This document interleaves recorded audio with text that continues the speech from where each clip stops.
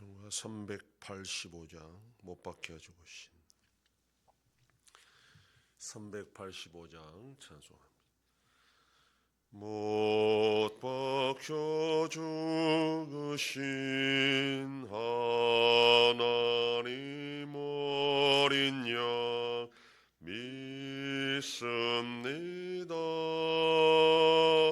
죄 속함 받고서 이 몸과 몸 들여 간절히 빌 때에 들으소서. 풍성한 은혜로 약한 맘도 웃어 열심 주고 날 대속했으니 주 사랑하는 맘 불같이 뜨겁게 하옵소서. 이 세상 어두워 길 찾지 못하니 인도하사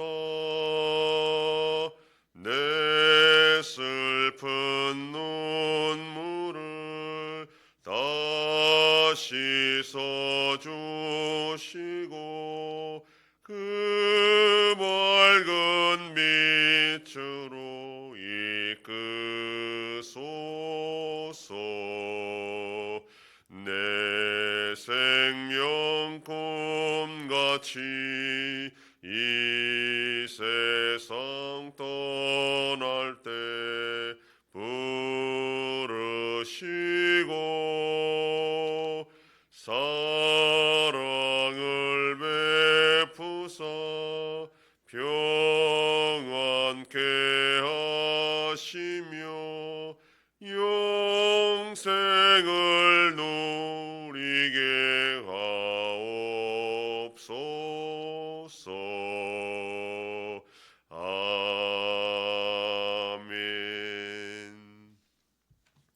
전능하사 천지를 만드신 하나님 아버지를 내가 믿사오며 그 외아들 우리 주 예수 그리스도를 믿사오니 이는 성령으로 잉태하사 동정녀 마리아에게 나시고 본디오 빌라도에게 고난을 받으사 십자가에 못 박혀 죽으시고 장사한 지 사흘 만에 죽은 자 가운데서 다시 살아나시며 하늘에 오르사 전능하신 하나님 우편에 앉아 계시다가 저리로서 산자와 죽은 자를 심판하러 오시리라.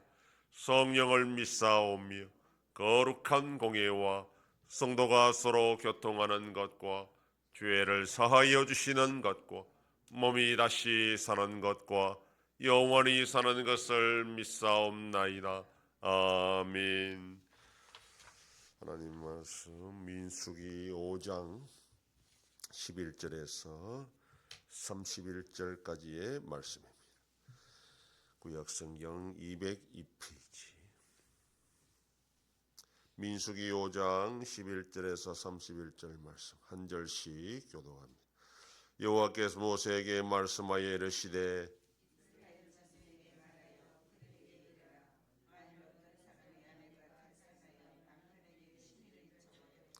한 남자가 그 여자와 동침하였으나 그의 남편의 눈에 숨겨 드러나지 아니하였고 그 여자의 더러워진 일에 증인도 없고 그가 잡히지도 아니하였어도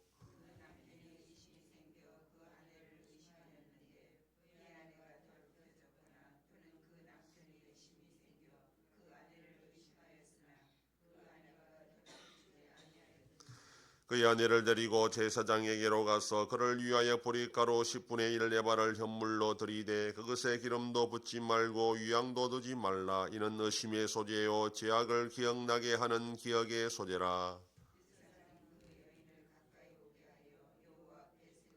토기에 거룩한 물을 담고 성막 바닥에 티끌을 취하여 물에 넣고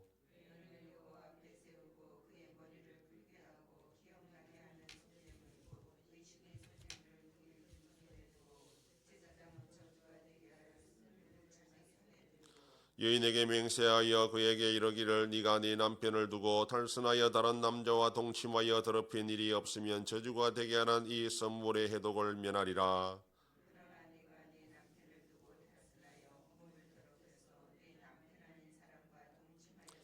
제사장이 그 여인에게 저주의 맹세를 하게 하고 그 여인에게 말할지니라. 여호와께서 내 넓적다리가 마르고 내 배가 부어서 네가 네 백성 중에 저주거리 맹세거리가 되게 하실지라.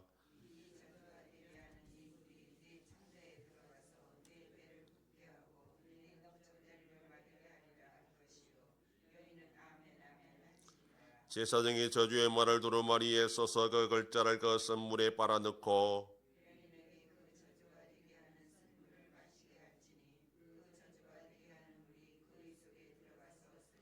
제사장이 먼저 그 여인의 손에서 심의 수제물을 취하여 그 소제물을 여호와 앞에 흔들고 제단으로 가지고 가서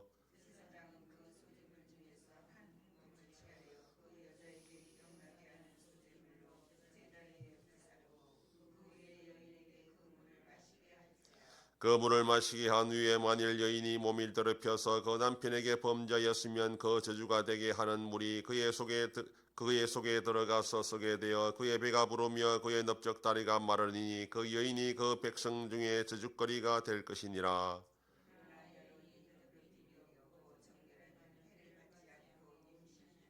이는 의심의 법이니 아내가 그의 남편을 두고 탈선하여 더럽힌 때나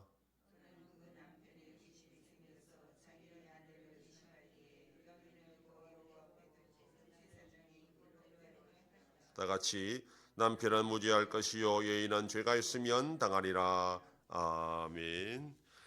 본문은 일명 의심의 소재, 기억의 소재라는 불륜 판명 방법에 관한 말씀입니다. 남편이 아내에 대해서 불륜의 정황이 있어 의심하게 되면 여기서 말하는 의심이란 것은 단순한 의심이 아니라 28절에 나오는 것처럼 임신했을 경우에 말합니다.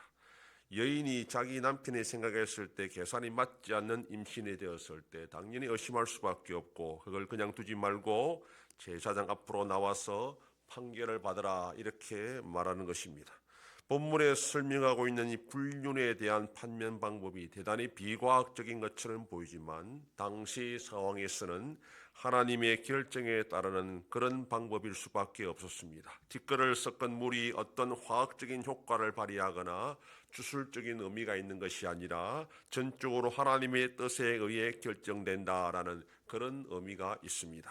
의심의 소재 규정은 아내에 대해서만 말씀하고 있고 남편에 대해서는 말하고 있지 않기 때문에 남녀 차별적인 율법이라 그렇게 주장하기도 합니다. 그러나 만약에 아내의 불륜이 사실로 드러나게 되면 아내와 관계를 가졌던 남자도 결국 죽을 수밖에 없기 때문에 결코 남녀 차별이 될 수 없습니다. 레위기 20장 10절에 보면 누구든지 남의 아내와 간음하는 자 곧 그의 이웃의 아내와 간음하는 자는 그 간부와 음부를 반드시 죽일지니라 이렇게 규정하고 있기 때문입니다.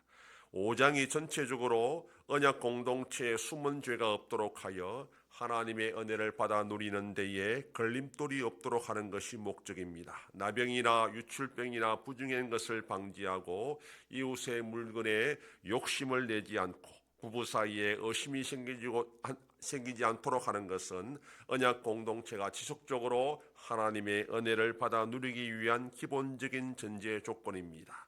언약 공동체의 가정에서 부부 사이에 신뢰가 깨지면 그 공동체는 제대로 유지될 수가 없습니다. 그리고 의심을 품고만 있으면 계속 더 큰 의심으로 번지게 되고 공동체 전체에 해악을 끼칠 수 있습니다. 그러므로 의심이 생겼으면 빨리 하나님 앞에 해결하고 공동체의 신뢰를 회복하는 것이 중요하다는 것을 알려주는 말씀입니다.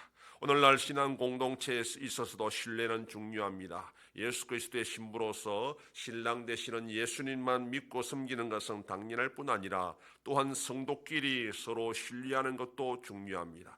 만약 서로 의심하고 또 신뢰하지 못하면 결코 함께 예배할 수 없고 신앙생활할 수도 없습니다. 서로에 대해서 의심이 들면 그것을 마음에 품을 것이 아니라 하나님께 내어놓고 해결하려는 노력이 필요합니다. 계속 의심하면서 같이 신앙생활하는 것은 어려운 일이고 위선에 빠질 수밖에 없습니다. 우리는 모두 실수가 많고 의심도 많은 그런 죄인들입니다. 그러므로 함께 하나님의 긍휼을 구하면서 의심을 극복하려고 노력해야 할 것입니다. 오늘도 우리가 하나님의 은혜로 서로 신뢰하는 가운데에 서로 의심을 극복하고 한 몸이 되어서 교회를 만들어가는 복된 하루가 되기를 소망합니다. 기도하겠습니다. 하나님 아버지 감사합니다. 지난밤도 지켜주시고 또 이 새벽을 깨우며 주님 앞에 나와 기도하고 오늘 하루도 살아가게 하시니 감사합니다. 부부 사이에 의심이 생겼을 때에 하나님 앞에 나와서 진실을 밝힐 것을 규정한 이 말씀을 통해 오늘도 우리가 믿음의 공동체 안에서 서로 의심하지 않고 약함을 서로 품어주는 가운데에 믿고 신뢰하는 가운데에 함께 신앙생활해 나갈 수 있는 복된 공동체가 되게 하여 주시옵소서. 하나님 아버지 우리나라를 불쌍히 주시고 이 혼란한 전국을 빨리 평화롭게 인도할 수 있도록 역사하여 주시옵소서. 전쟁 속에 있는 나라들을 불쌍히 여겨주시고 평화를 허락하여 주시옵소서. 우리 양성교회 세일을 향하여 나타내심으로 하나님의 크신 역사가 일어나는 교회가 되게 하여 주시옵소서. 성도의 가정과 생업에 복을 주셔서 감사가 넘치는 가정이 되게 하여 주시옵소서. 자녀들의 삶 가운데도 함께해 주시고 어린 생명들을 지켜주시옵소서. 연로하신 너르신 날 붙잡아 주시며 병중에 있는 성도들을 불쌍히 여기사 치료하여 주시고 회복시켜 주시옵소서. 이 새벽에도 주님께 기도하는 종들을 기억하시고 간절히 구하고 빌 때마다 들으시고 속히 응답하여 주시옵소서. 감사드리며 예수님 이름으로 기도드립니다. 아멘.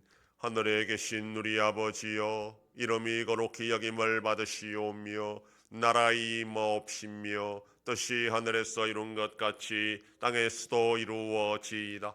오늘날 우리에게 일용할 양식을 주옵시고 우리가 우리에게 죄 지은 자를 사하여 준 것 같이 우리 죄를 사하여 주옵시고 우리를 시험에 들게 하지 마옵시고 다만 악에서 구하옵소서. 대개 나라와 권세와 영광이 아버지께 영원히 있사옵나이다. 아멘.